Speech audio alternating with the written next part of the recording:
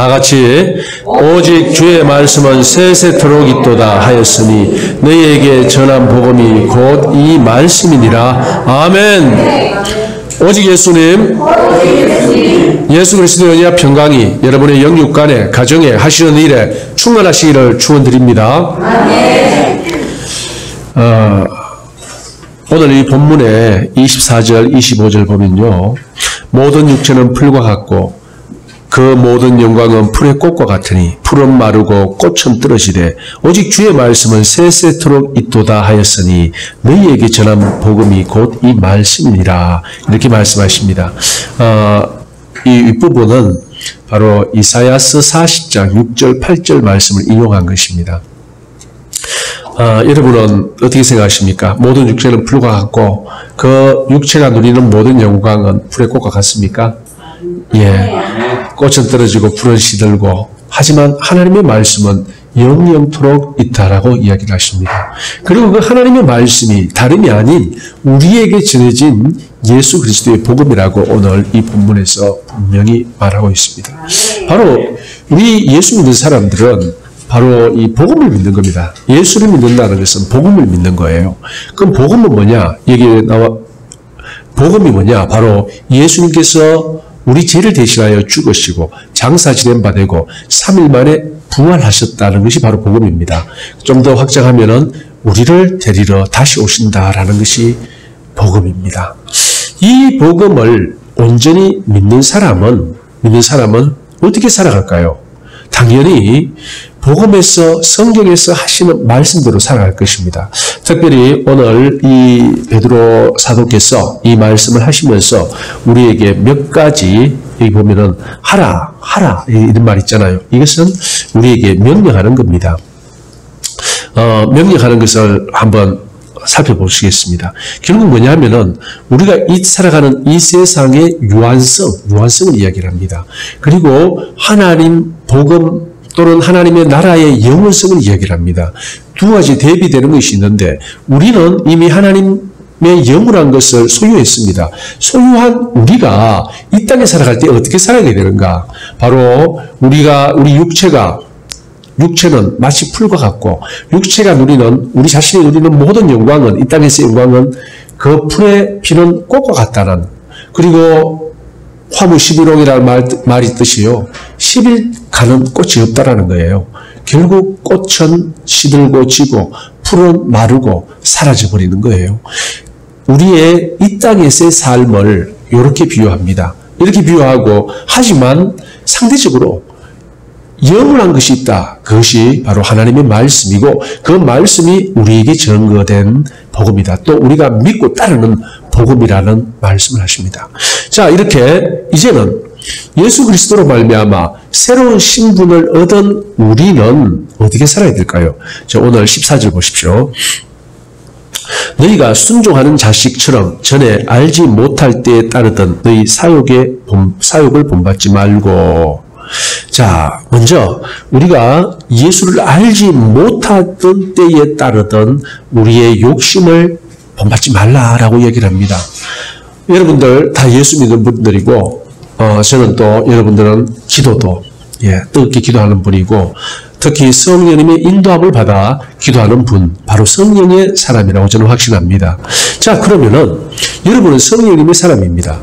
그러면 정말 내가 성령님의 사람인가? 알 수 있는 방법은 간단합니다. 내 믿기 전과 믿은 후에 삶의 변화를 보면 됩니다. 내 인식, 내 생각의 변화가 믿기 전과 믿은 후가 정말 바뀌었는가? 그걸 보면 간단합니다. 오늘 본문처럼 너희가 순종하는 자식처럼 전에 알지 못할 때에 따르던 너희 사욕을 본받지 말고, 우리가 예수 그리스도 진리를 알지 못할 때는 우리는 무엇을 위해 살았습니까? 내 자신의 욕심을 따라 살았습니다. 세상 것을 추구하면서 살았습니다. 하지만 이제 참되고 진리 되신 예수 그리스도 안에 있는 그리스도 안에서 우리 자신을 발견했다면 이제는 옛날과 단절된 새로운 것을 추구해야 된다는 거예요. 그래서 우리는 우리 자신을 돌아보면은, 정말 내가 거듭난 사람인가, 성령님의 인도함 받는 사람인가를 알 수 있습니다. 간단합니다. 내가 믿기 전과 믿은 후 세상 욕심을 추구하고 세상 것을 따르던 그때의 모습과 예수 그리스도 안에서 이제 하나님께서 주신 말씀에 따라 믿고 행하는 이때를, 이 두 사이의 변화를 비교해 보면은 알 수 있다는 거예요. 자, 이제 분명히 말합니다. 우리는 예수 그리스도 안에 있습니다. 하나님의 말씀을 따르는 사람들이에요. 우리는 영원한 하나님의 말씀, 복음을 가졌습니다. 그래서 우리는 지금 죽더라도 하나 안타까울 게 없습니다. 다만 이 땅에서 더 하나님의 일을, 하나님이 기뻐하시는 일을 하지 못하고 간다는 것에 대해서 안타까울지 몰라도 이미 본질적으로 우리는 위대한 하나님의 자녀가 되고 백성이 되고 그분 나라의, 하늘나라의 시민이 된 것입니다. 그래서 이제 이 세상 부러울 것 없는 거예요. 바로 이러한 자각 속에서 과거의 나와 오늘의 나, 예수 믿기 전에 나와 예수 믿은 후에 나를 비교해보고 정말 변화가 있었나? 그것을 살펴보고, 그리고 이제는 어떻게 됩니까? 변화가 없다면 당연히 끊어야죠. 과거를 끊고 예수 그리스도 안에 있는 정말 아름답고 훌륭한 것들을 추구하고, 그렇지 못할 때는 회개하고 도와달라고 하고 정말 자신을 하나님 앞에 철저하게 내려놓고 내어놓는 그러한 과정이 필요할 것입니다. 하지만 저는 여러분들께서 여러분 모두가 과거와 단절된 하나님의 자녀라고 확신합니다. 자, 또 우리에게 무슨 말씀을 하시냐 하면요, 17절 보십시오. 외모로 보시지 않고 각 사람의 행위대로 심판하시는 이를 너희가 아버지라 부른저 너희가 나그네로 있을 때를 두려움으로 지내라 라고 얘기를 합니다. 하나님은 외모로 보시지 않습니다. 뭘로 봅니까? 우리 행위를 봅니다.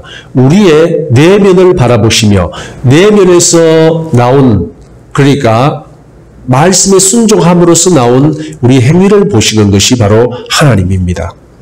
이때 우리의 마음이 없는 행위도 하나님께서는 아십니다. 왜요? 우리는 하나님께서는 외모라는 것은 무슨 말이냐? 그냥 외모만 말하는 것이 아니고요. 우리 행동을 이야기를 합니다. 행동을 이야기하는데 우리 마음이 따라가지 않는 행동, 그것을 위선이라고 합니다.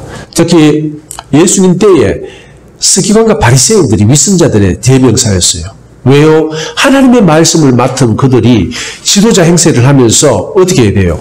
사람 앞에는 당연히 하나님의 말씀을 맡은 지도자로서 하나님의 말씀을 잘 지키고 있다고 보여줘야 됩니다. 그런데 그들의 마음은 어떻습니까? 아니에요. 마음은 하나님께로부터 먼데 자기 직책상 어쩔 수 없이 하나님의 말씀을 순종해야 되는 그런 서기관과 바리새인들, 그들은 하나님께서는, 예수님께서는 이 위선자들아, 회치라 묻어마 라고 이야기를 했어요. 결국 그게 뭡니까? 그게 외모입니다. 겉으로 드러나는 것으로 보지 않는다는 거예요. 여기에서 행위라는 것은 우리 마음이 함께하는 우리의 행위를 하나님께서는 아시고 보신다는 겁니다.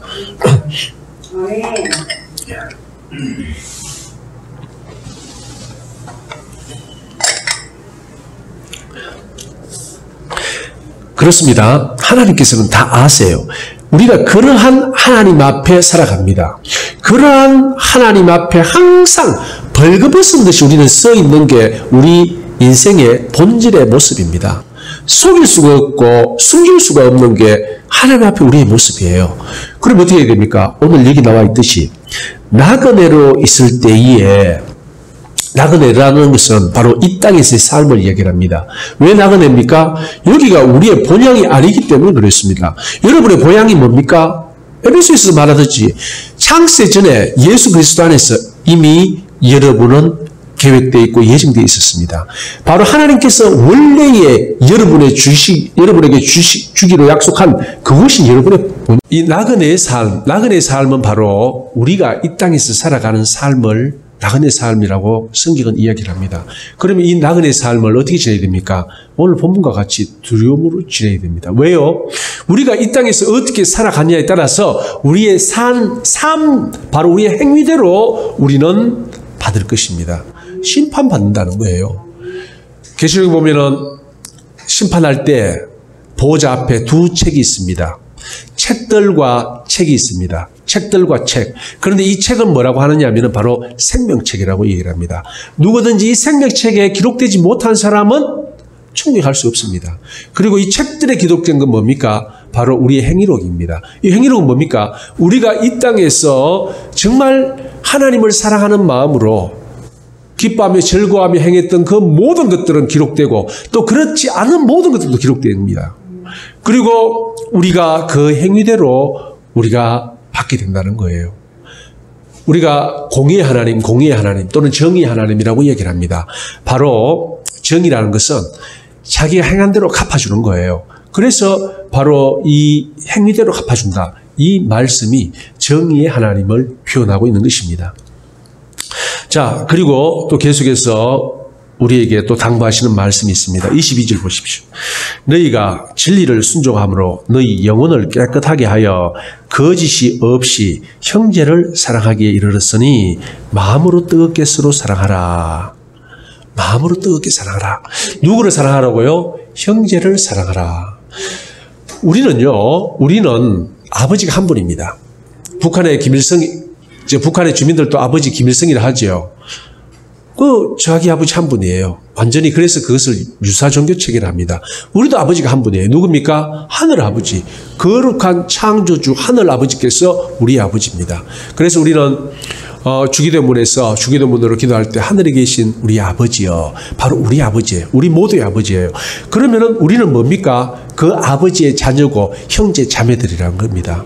그래서 이 베드로 사도께서는 교회 안에 있는 서로 믿음을 같이 하는 믿음의 운명 공동체인 우리에게 어떻게 하라고요? 서로 사랑하라. 서로 뜨겁게 사랑하라 라고 이야기를 합니다. 그렇습니다. 우리 안에서는 어떻게 됩니까? 정말 서로 뜨겁게 사랑하는 것이 있어야 됩니다. 서로 이해하고 서로 용서하고 서로 관용하고 또 서로 베푸는 것들이 우리 안에 있어야 된다는 거예요. 그것은 하나님의 명령입니다. 하나님의 명령이에요. 이렇게 명령에 순종하면은 어떻게 됩니까? 예, 바로 행한 대로 갚아주시는 하나님께서 그분의 나라에서 우리 행한 것 그대로 갚아주신다는 겁니다. 오늘 모든 육체는 풀과 같고 그 모든 영광은 풀의 꽃과 같으니 풀은 마르고 꽃은 떨어지되 오직 주의 말씀은 세세토록 있도다 하였으니 너희에게 전한 복음이 곧 이 말씀이니라. 우리는 오늘 이 본문의 말씀에서 인생의 본질을 이야기를 합니다. 인생의 본질. 공술의 공수라는 말도 있습니다. 인생 무상이라는 말씀도 있습니다. 여러 가지 인생의 본질을 이야기하는 게 많이 있어요. 또 이런 비유도 있죠. 어떤 사람이 인생이란 뭔가 어떤 왕이 조사를 했어요. 그래서 수십 권의 책으로 오랜 시간 동안 수십 년 동안 연구해서 갖다 줬답니다. 그런데 이제 너무 많은 거예요. 그 왕이 읽기가. 그래서 이게 너무 많으니까 한 권으로 요약해 오라. 또 몇 년 동안 요약해 왔답니다. 요약해 오니까 그때 이제 왕이 죽어가던 때라는 거예요. 내 그거 다 볼 시간 없다. 한 권도 볼 시간 없다. 한마디만 말해라. 그래서 결국 그것이 인생은 태어나서 고생하며 살다가 죽는다 그랬답니다. 예, 그래요. 그게 본질이에요. 그런데 이게 본질이라면 어떻게 됩니까? 하나님을 모르는 사람한테는 이게 본질이에요. 그래서 어떻게든지 이 땅에서의 삶에 최대한의 가치를 둡니다. 하지만 오늘 이 약속의 말씀과 같이 이 땅을 나그네로 살아가는 우리는 어떻게 됩니까? 이 땅을 나그네의 삶으로 만드신 그분의 본래의 뜻에 충실해야 된다는 거예요. 본래의 뜻에 충실해야 됩니다. 연극을 합니다. 저도 옛날에 전도사 할 때 그 연극으로 예배를 드린 적도 있어요. 학생부, 아동부 이제 그런 적이 있는데 잠깐 한 5분 연극이잖아요. 5분 연극 때 여기 있어요. 그 역할을 주어가지고 연습을 시켜가지고 5분 극으로 합니다. 그런데 5분 극을 자기 자신이라고 생각하고 계속 그 역에서 깨어나지 못하면 왜 됩니까? 예를 들어서 5분 극에서 누가 예수님을 맡았습니다. 그런데 5분 끝나고 난 다음에도 나는 예수도 하고 계속 돌아다니면 어떻게 될까요? 말이 안 되잖아요. 바로 그겁니다. 하나님께서 나그네라는 이 세상에 살아가는 우리에게 본래의 신분, 본래의 정체성을 우리에게 주셨어요. 그리고 이 땅에서는 나그네일 뿐이고 우리는 고향이 있다라는 거예요. 그리고 이 땅에서 나그네 때의 삶을 통하여 우리가 본향에서의 삶이 결정된다. 한마디로 이 잠시의 삶을 통하여 우리의 영원한 삶이 결정된다는 것이 성경의 가르침입니다. 우리가 이 사실을 믿고 알진데 우리가 과연 이 세상이 전부인 사람들과 똑같이 생각하며 살아갈 수 있습니까? 결코 그럴 수 없습니다. 사랑하는 성도님들, 우리는 이 나그네의 삶의 우리의 정체성을 정확하게 깨달아야 됩니다. 바로 잠시 잠깐 오면 오실 리가 오실 것입니다. 주님께서 재림을 하시든지 또는 우리가 그분의 품으로 가든지 둘 중에 개인의 종말이든지 전 세계적인 종말이 분명히 올 겁니다. 그러면은요, 이제는 그때부터는 영원한 하나님의 나라가 펼쳐집니다. 바로 우리의 삶의 목적은 그 나라에 초점을 맞추고 살아가야 된다는 거예요. 그 나라에 초점을 맞추고 살아가는 삶이 어떤 삶입니까? 바로 하나님의 말씀에 순종하는 삶입니다. 그분의 기준에 맞는 삶이에요. 말씀이 우리에게 주어졌습니다. 그리고 이 말씀대로 살아가는 게 참 어렵습니다. 정말 어렵습니다. 어렵기 때문에 성령께서는 우리에게 돕는 자를 주셨어요. 성령님입니다. 바로 하나님의 영이 우리와 함께 하셔서 연약하고 부족하여 우리가 온전히 말씀대로 순종할 수 없는 그것을 가능하게 하신 거예요. 그래서 뭐가 필요합니까? 말씀과 기도가 우리 신앙생활의 가장 기본이라는 겁니다. 기도를 함으로써 성령님께 간구하고 그리고 성령님의 도움을 받아 나는 할 수 없지만 내 안에 계신 전능하신 성령님의 은혜와 역사로 말미암아 말씀에 순종할 수 있는 길이 열리는 거예요. 이게 바로 우리 믿음의 삶입니다. 사랑하는 성도님들, 우리의 앞날은 환합니다. 또 분명합니다. 우리의 갈 길도 환하고 분명합니다. 결코 흔들리지 마십시오. 오늘날 세상이 굉장히 여지러운 줄 여러분 아실 겁니다. 비리비리 소리가 다 나오고 통제를 하고 특히 이 기독교에 대해서 교회에 대해서 가혹하다는 걸 여러분 다 아실 거예요. 왜 그럴까요?